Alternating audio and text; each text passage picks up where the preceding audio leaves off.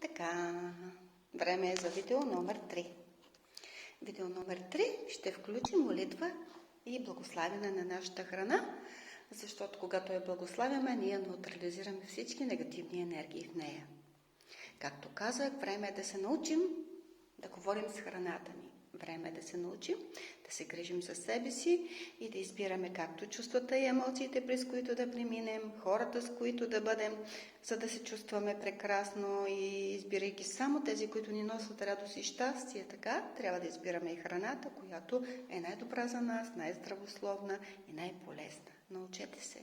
Трябва да се научим да го правим за нас самите, не за някой друг. Това е нужно. Нужно е, защото ние трябва да се научим. Научим да се грижим за себе си и ние сме пример за нашите деца, така че, правейки това, ние ще научим и тях. И сега молитвата за благославяне на храната ни. Скъпи Архангел Михаил, благодаря ти, че срязваш нишките между тази храна и всички негативни енергии. Скъпи Архангел Рафаил, благодаря ти, че изпълваш храната ни с твоята изумрудено-зелена светлина.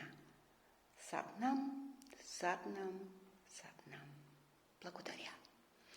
Чудесно е да можете да го казвате винаги, преди да се храните и преди да хапнете храничка, която да бъде полезна и здравословна за всеки един от нас.